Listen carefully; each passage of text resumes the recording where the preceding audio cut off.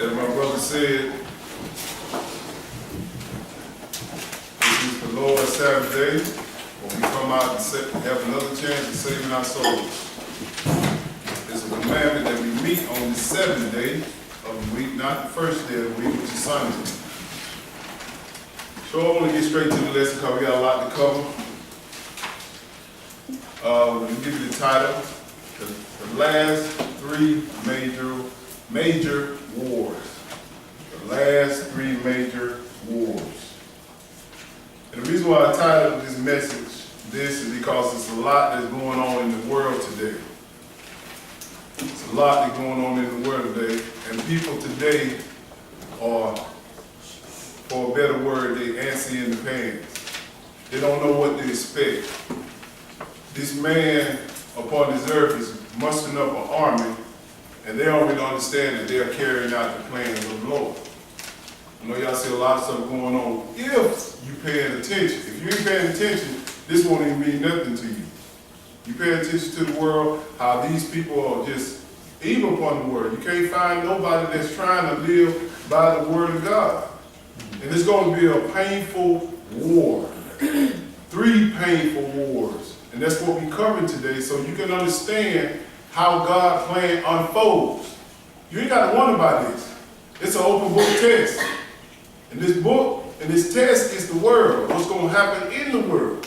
God written everything in the book so we can be prepared, not wondering.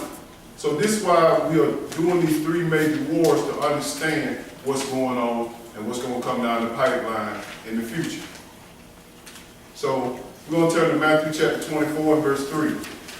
To understand, a lot of people think that Jesus can come back at any time.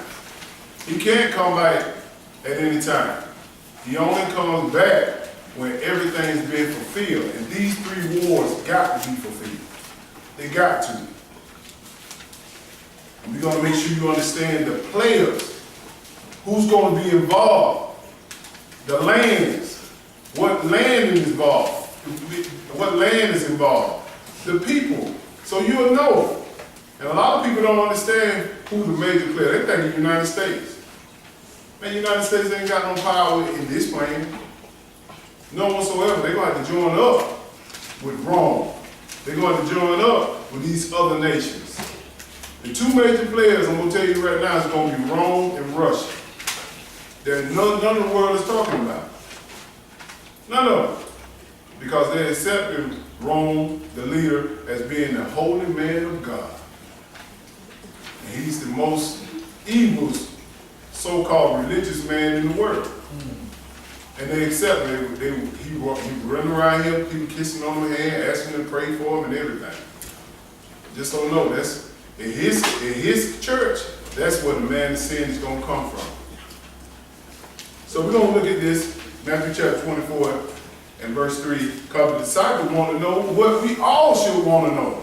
When is the end of the world? What's going to happen? Verse 3, go ahead, brother. And as he sat upon the Mount of Olives, the disciples came unto him privately, saying, Tell us, when shall these things be? And what shall be the sign of thy coming and of the end of the world? That should be all our questions. What shall be the time of the end of the world? Should be. You should want to know that so you can prepare yourself mentally. Because when this thing hit, it's going to be a whole lot of destruction hit this world, and you got to know where the place of safety is.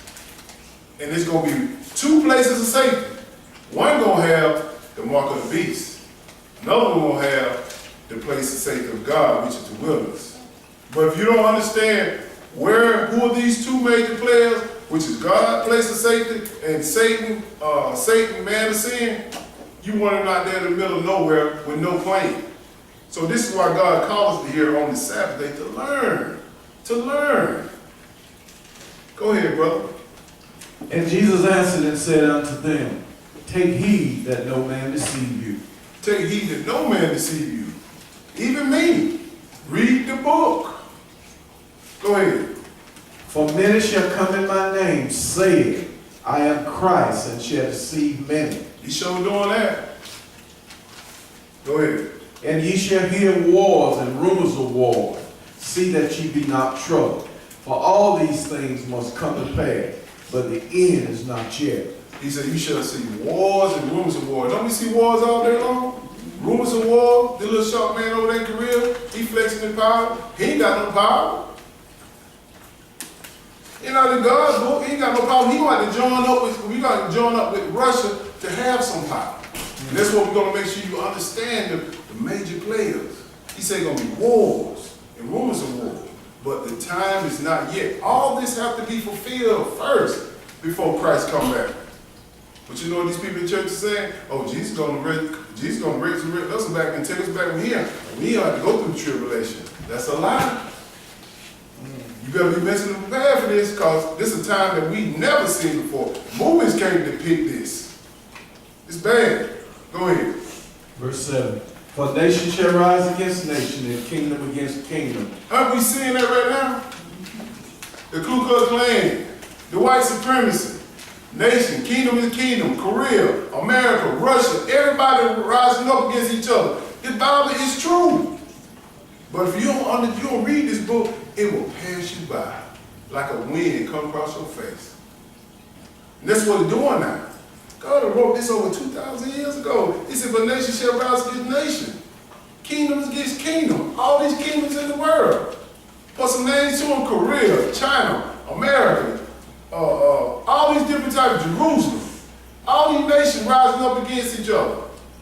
Go ahead. And there shall be famines and pestilence and earthquakes in divers places. Aren't we seeing that right now? If you ain't seeing this, where you be? Go ahead. All these are the beginning of sorrow. That's just the beginning. That's what I'm trying to get y'all to understand. It's just the beginning. These wars and rumors of war, famines, nation rising. It's just the beginning. It's tip of the iceberg right now. It ain't even started. It ain't jumped off yet. The real war. Go ahead. Yeah, jump down to 15. Go ahead. When ye therefore shall see the abomination of desolation, Yes, sir. spoken of by Daniel the prophet, stand in the holy place. Whosoever readeth, let him understand. The whole world don't even know about that.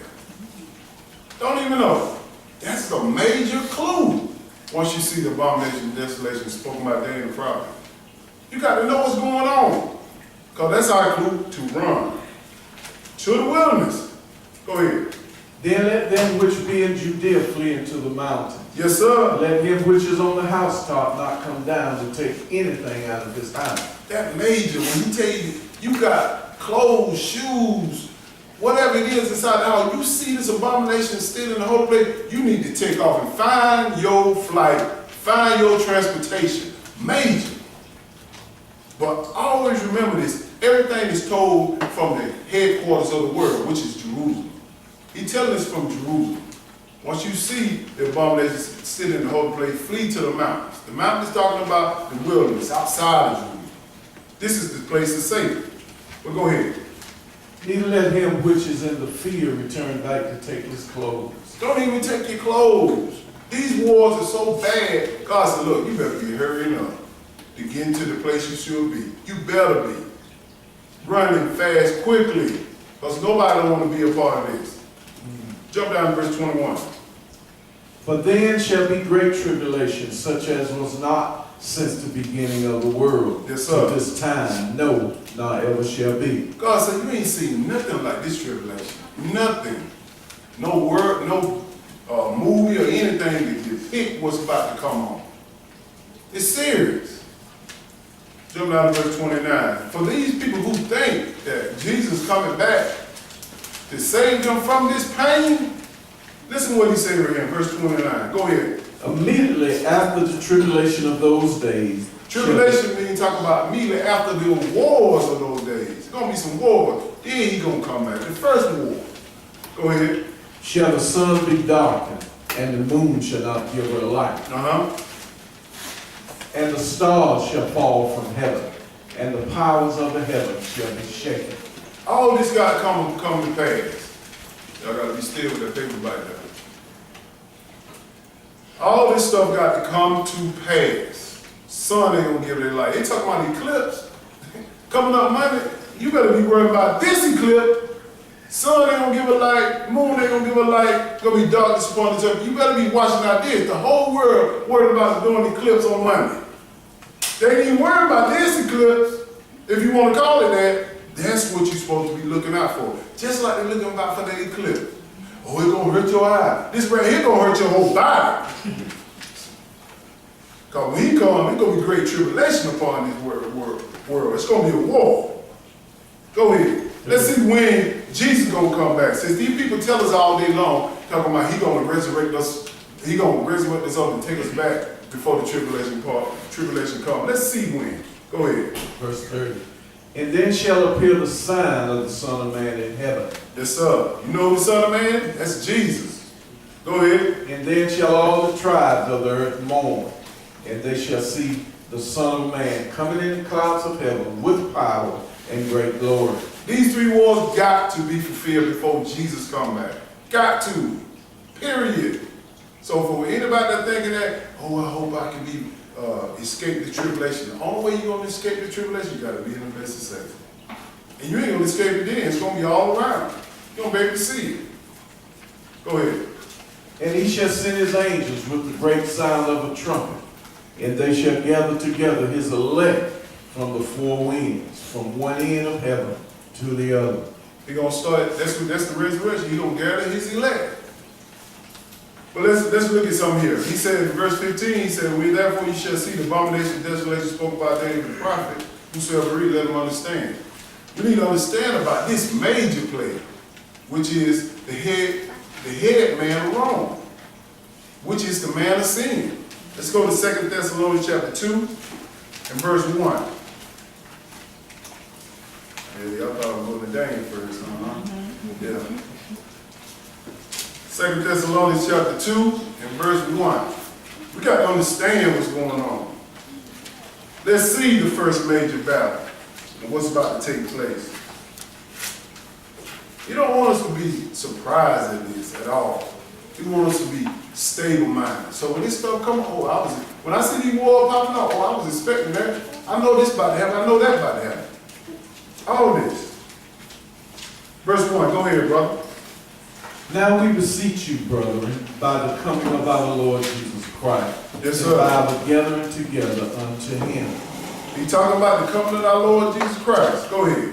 that ye be not soon shaken in mind, or be troubled, neither by spirit, nor by word, nor by letter as from us, as that the day of Christ is at hand. He said, I don't want you to be surprised at this. Don't be shaken. It's got to come to pass. These wars got to come to pass before Christ comes.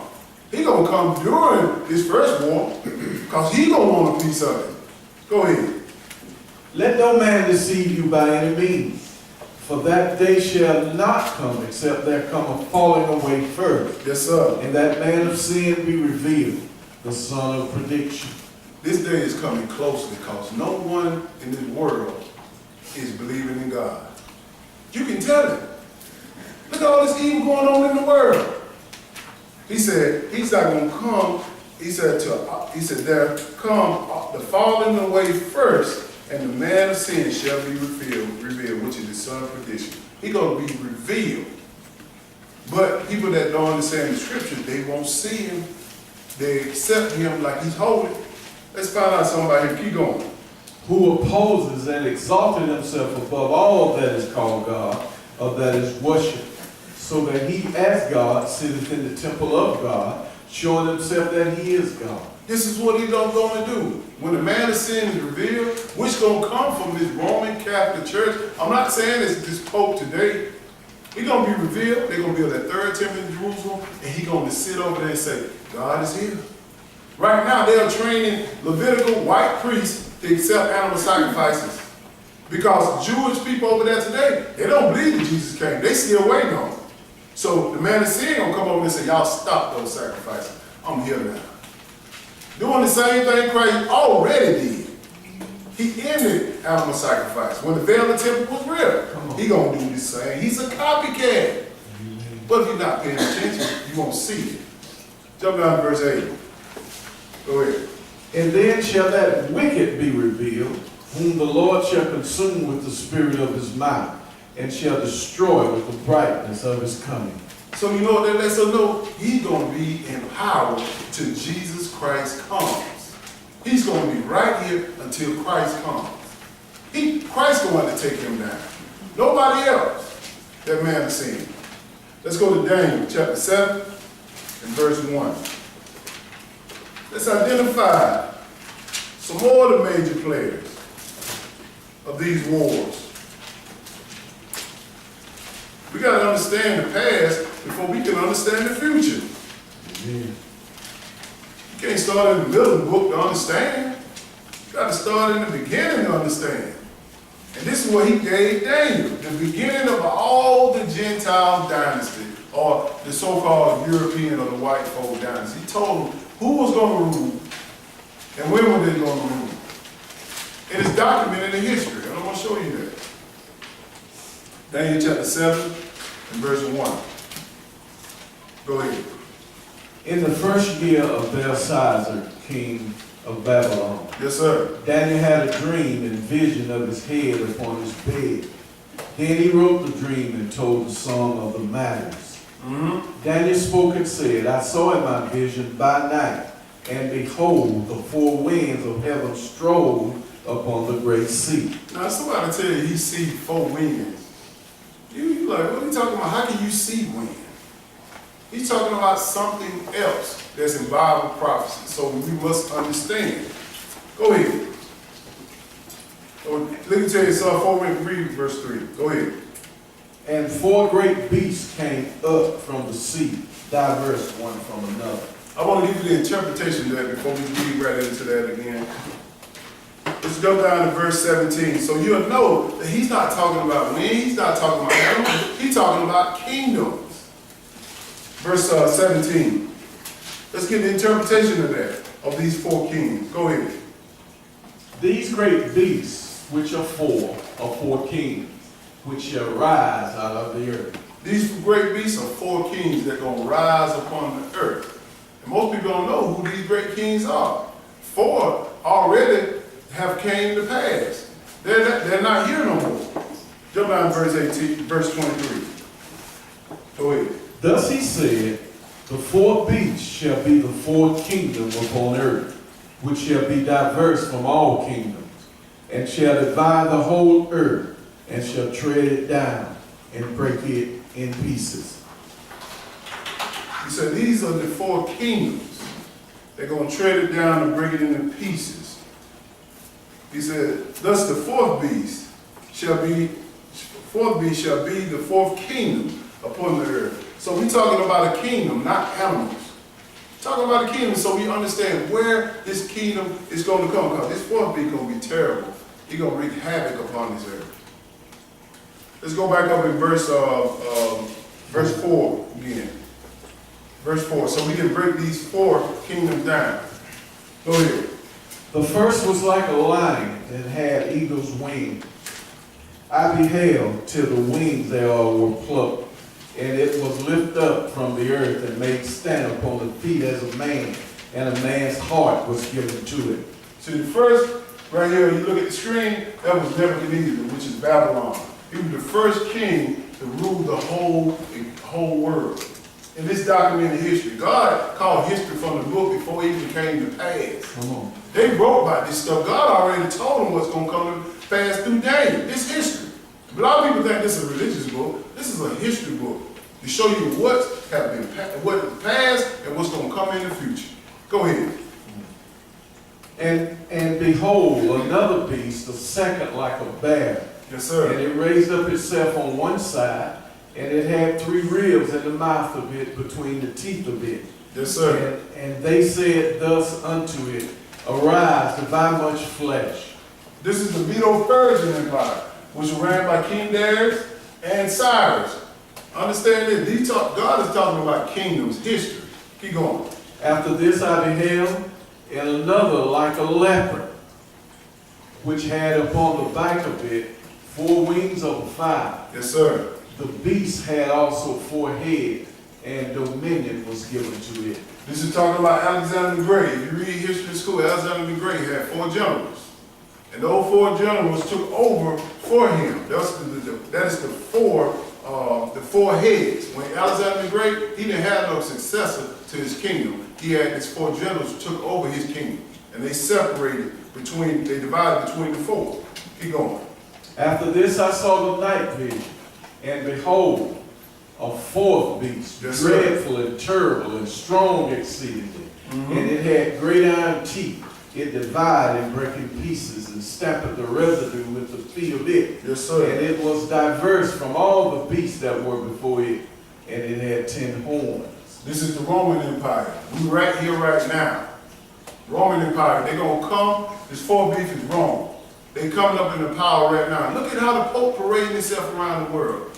He's stronger than ever. He getting back to his right form to take his rightful spot, being the leader, which is which going to be the man of sin coming out of that organization, which is the Roman Empire. Go ahead. Verse 8. I considered the horns, and behold, there came up among them another little horn. That little horn, that's the man of sin. He gonna have power in these last days. Go ahead. Before whom there were 3 of the first horns plucked up by the roots. Yes, sir. And behold, in this horn were eyes like the eyes of man, and a mouth speaking great things. And he's speaking great things. The Pope tell you right now, he can forgive your sin. Go to the confession chamber. All you have to do is go and he tell you go help 3 people and your sins are forgiven. This is documented history right here, but you got to understand the history part of it through the Bible. Don't believe God through history. You believe the Bible first, then you lay history back on what God said. Because he wrote this before they even came up with the history book. These are the Nebuchadnezzar's son, all of them, the Europeans, which are the white folk, the Gentile dynasties. They're ruling today and will always rule. Don't worry about it. I know these people in the world saying that, the white folk feel like they're losing their power, that's why they battle against each other. They're not going to lose their power at all. I know they got these people, our people coming talking about they're going to black out everything. I can tell these some dumb man. You ain't going to do nothing. Other than stuff, we're going to black out the NFL. We're going to do all this. We're going to show the white man that we can take over. Come on, man. It's been written. These Gentiles going to rule until Christ come back. Get on his plane. Don't get on this white man plane. Don't get on this black man plane. We finished with that? Jump down to verse 13. Understand what's going on. All these Gentile dynasties, it's going to be here till Christ come back. And this last one, which is the Roman one, which is the 10 toes, which is the European Economic Community, whichever way you want to call it, or the United Nations. This is what God telling us to make sure you pay attention. When they group up, you better be